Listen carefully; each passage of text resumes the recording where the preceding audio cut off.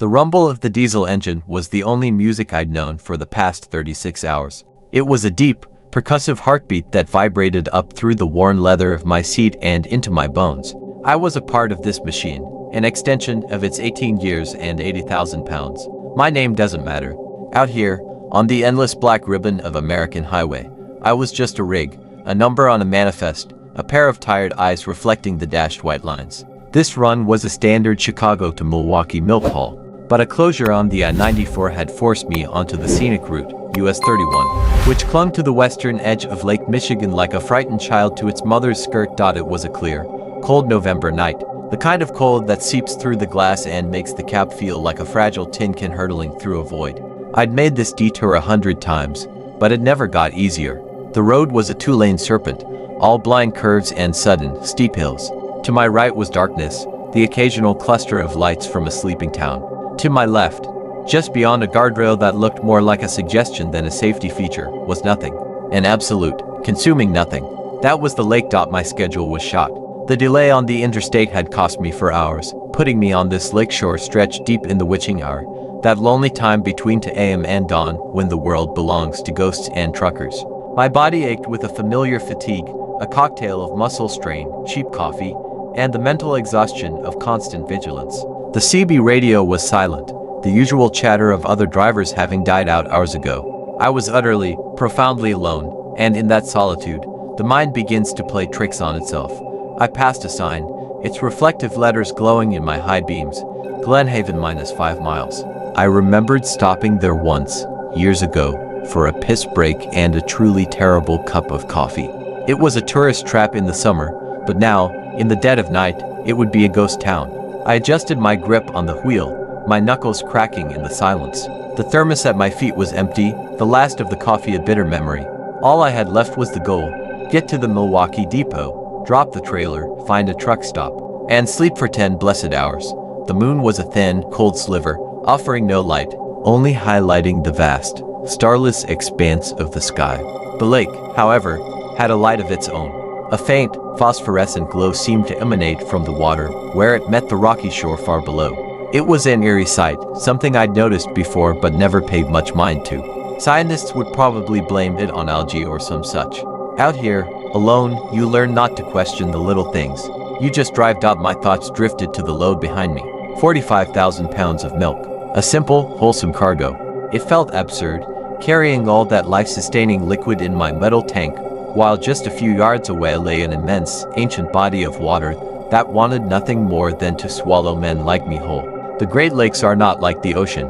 Their danger is quieter, more insidious. They don't have tides you can predict, but they have moods that can shift in an instant, and they hold their secrets in deep, cold, freshwater graves. I pushed the thought away. That was the fatigue talking, personifying a damn puddle. I needed a distraction. I fumbled for the radio dial, scanning through the static. A crackly country station faded in and out, a preacher's fervent voice condemning sinners, then more static. The emptiness of the airwaves was a presence in itself. It was a canvas of silence, waiting for a sound to paint itself upon it. I switched it off. The silence was better. The engine's growl was company enough. I leaned forward, squinting through the bug-splattered windshield. The road dipped sharply ahead, a notorious curve the locals called the Shepherd's Bend. I downshifted, the engine braking with a guttural roar that echoed in the stillness. My headlights swept across the gnarled, vine-bent trees that clung to the cliffside, their branches like skeletal fingers scratching at the sky. This was the worst part of the drive. For a few heartbeats, you felt suspended, with only the black void of the lake yawning beside you before the road curved back to safety. I took a deep breath, my hands tight on the wheel, and guided the rig into the bend. It was in the middle of that curve, with the void at its most profound, that I first heard it. At first, I thought it was the wind whistling through a crack in my window I'd been meaning to fix, or a high-pitched whine from the differential, a new mechanical ailment to add to my list of worries.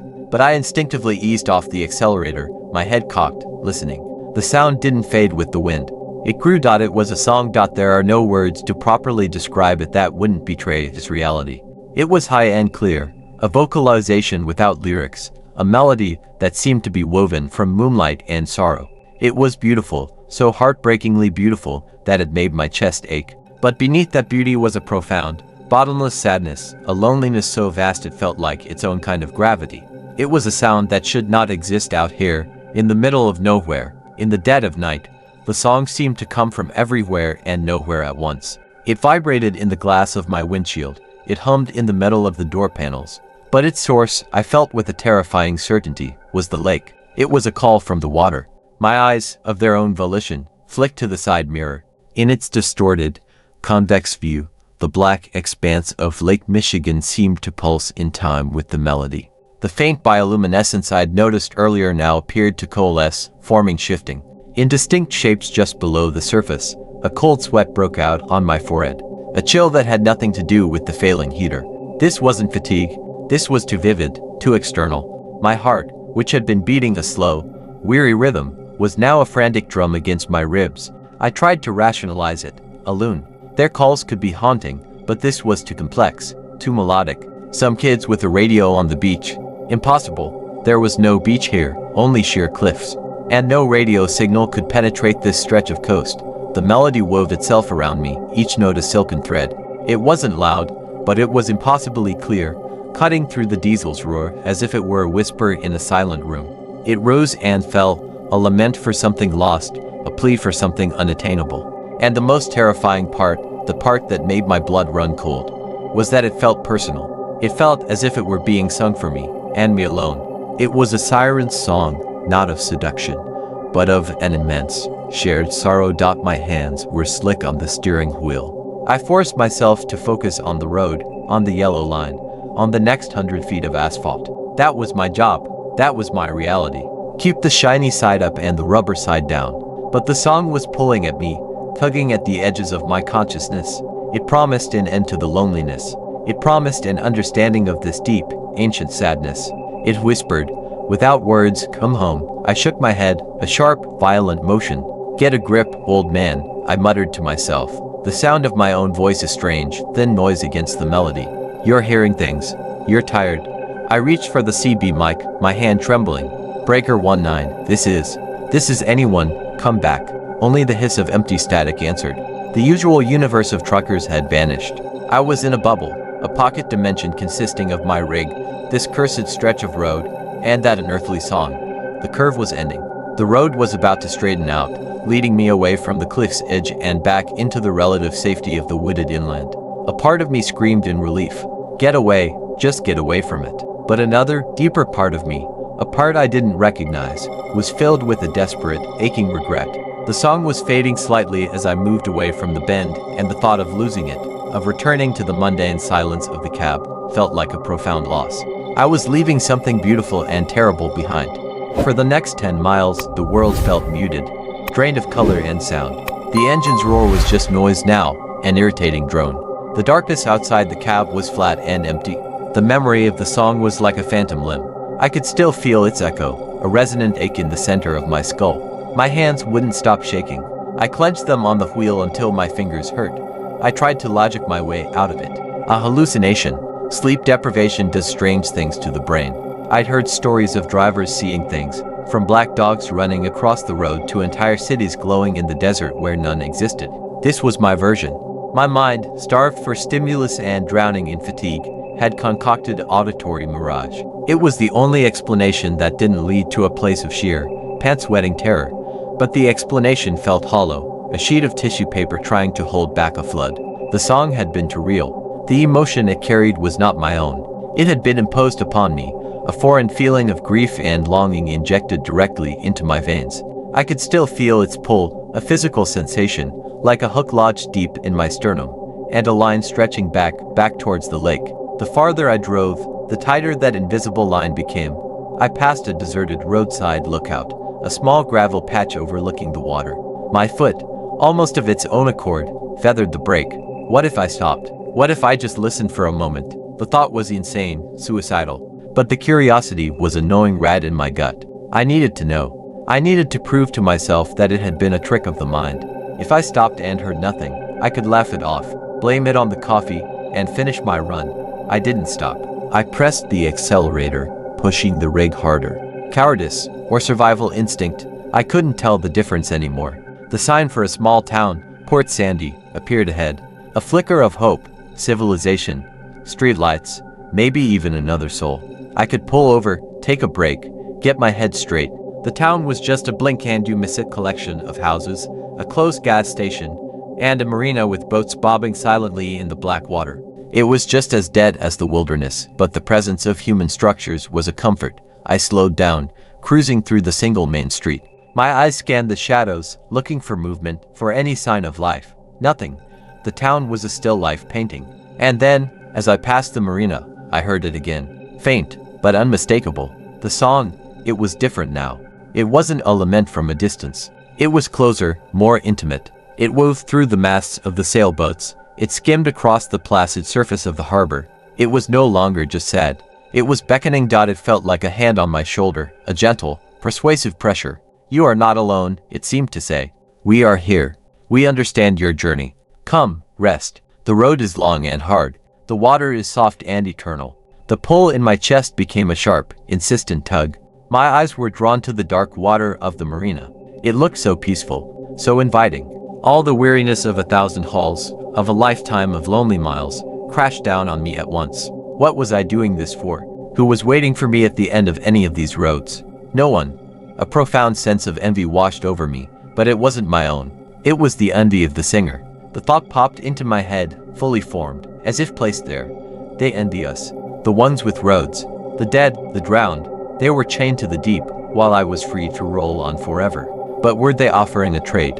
An end to my endless journey for a place in their silent, sunken chorus? I realized with a start that my rig was drifting. I was no longer centered in my lane. The tires rumbled over the cat's eyes, the vibration jolting me back to reality. I had been steering towards the marina, towards a boat launch ramp that descended into the black water. My hands, which had gone slack on the wheel, suddenly jerked it back to the left, overcorrecting. The trailer swayed dangerously behind me. For a heart-stopping second, I fought for control, my entire being focused on the physics of weight and momentum. The rig shuddered, then straightened. I accelerated out of Port Sandy, my breath coming in ragged gasps. That had been no hallucination. That had been an external force, a will that was not my own, trying to take the wheel. The song was gone again, but the memory of its control was a fresh, cold brand on my soul. It knew where I was. It could find me. The adrenaline was a fire in my veins, burning away the fatigue. I was fully awake now, gripped by a cold, sharp fear. I needed information. I needed context. My mind, scrambling for purchase, dug up a fragment of memory from years ago. I was in a greasy spoon diner near Superior, Wisconsin, listening to an old-timer, a grizzled fisherman with skin like tanned leather, talk about the lakes. He'd called them the freshwater graveyards. He spoke of sudden squalls, of ships the size of buildings vanishing without a trace.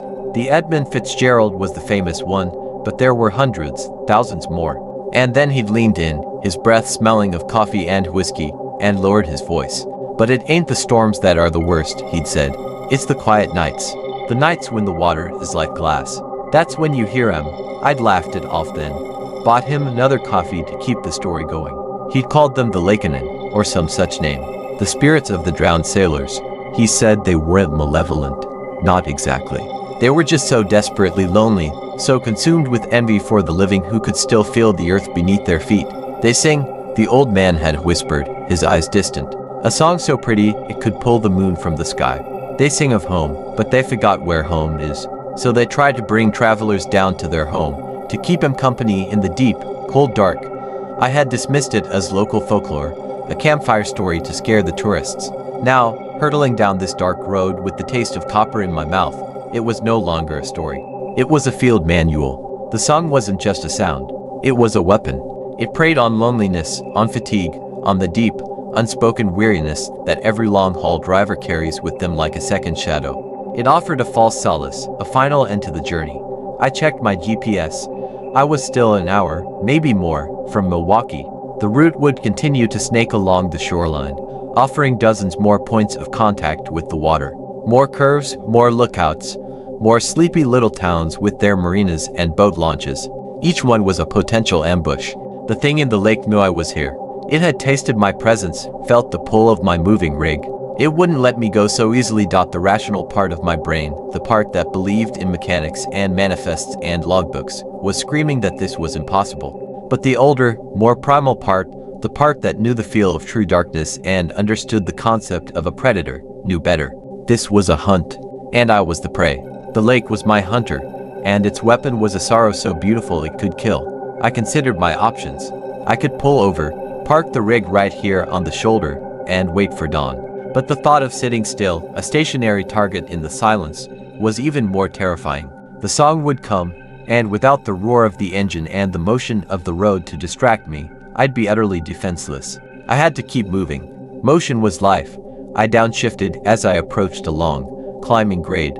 The engine labored, its roar deepening. I welcomed the noise.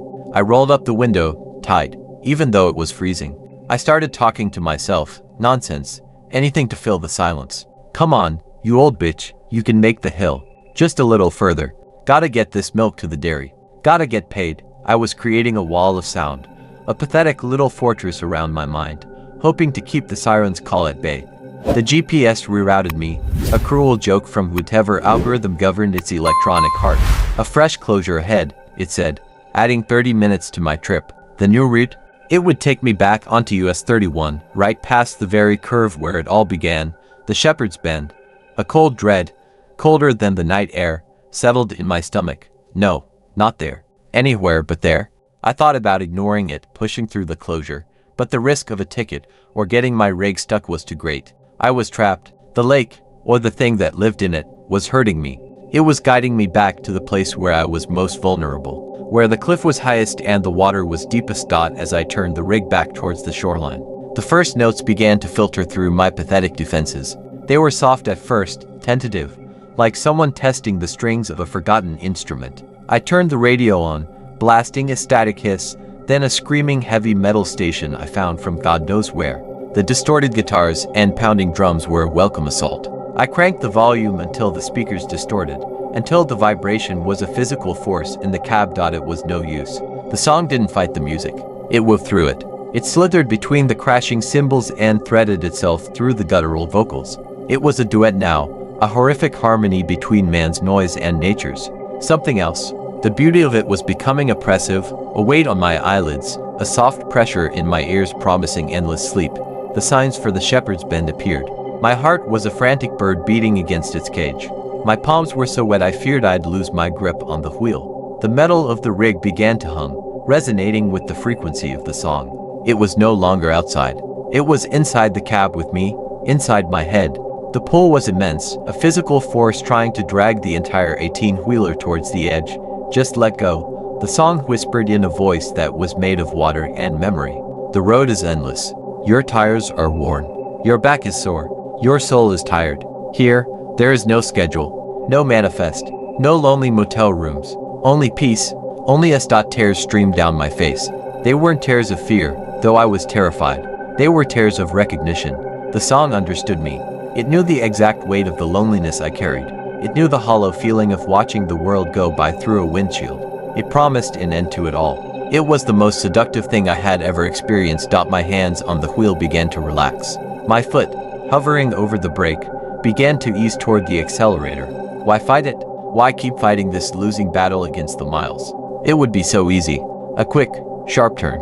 A moment of weightlessness. Then the cold, dark embrace. An end to the grind. It sounded right.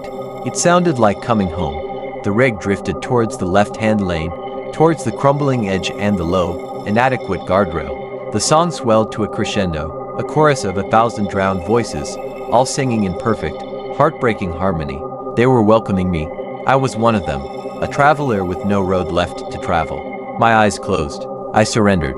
It was the sound of air brakes that snapped me back, not my own. Another truck. The blaring of a horn, deep and furious, ripped through the symphony of the sirens. My eyes flew open. A set of blinding headlights was bearing down on me in my own lane. I was in the wrong lane, heading straight for a collision. Every instinct, every hour of training, every fiber of my being that was still a trucker screamed into action. I yanked the wheel to the right, a violent, panicked correction. The trailer behind me whiplashed, its rear end skidding on the damp asphalt. The other truck, a massive Kenworth, roared past me, its horns still blaring a long, angry curse into the night. The sudden burst of adrenaline, the sheer, physical terror of a near miss, shattered the song's hold on me. It was like breaking the surface after being held underwater.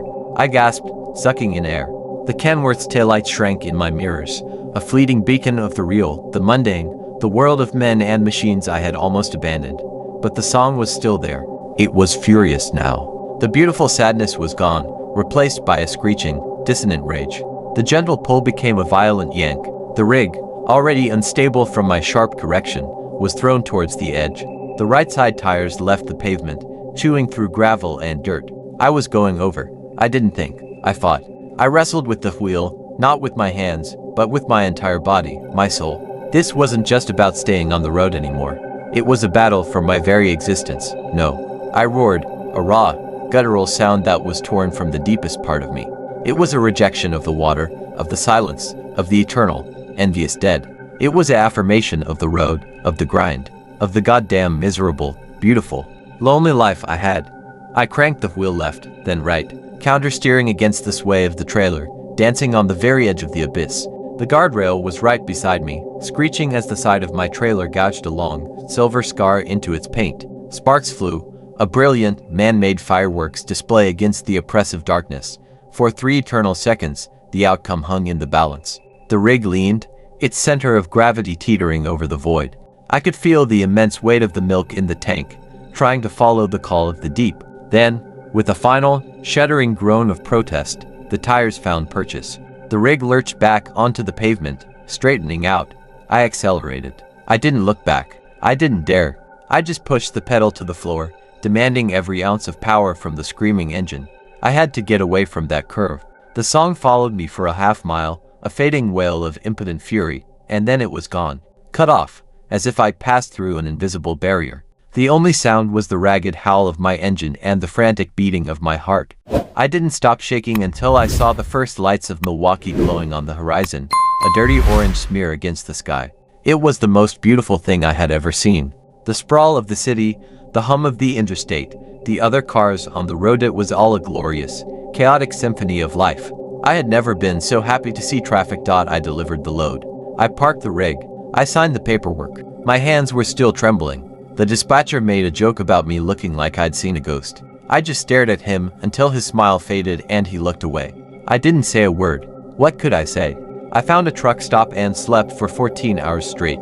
No dreams, just a black, empty void that was a blessing. When I woke up, the world seemed normal. The sun was out. Trucks were coming and going. It felt like it had all been a bad dream, but it wasn't. I walked around to the side of my trailer and saw it.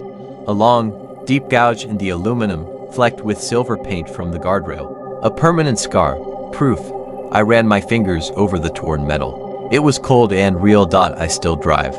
It's all I know how to do, but I don't take the lake routes anymore. I'll at 100 miles burn the extra fuel to stay inland. Sometimes, on a quiet night, when the fatigue is heavy and the road is empty, I'll catch myself glancing towards any large body of water I pass, a reflex of fear.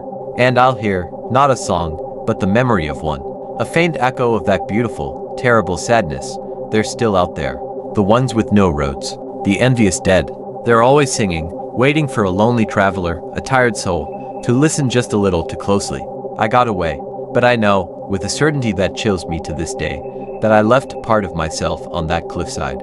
A part that wanted, just for a moment, to answer the call. The hall goes on, but the silence in my cab is different now. It's no longer empty.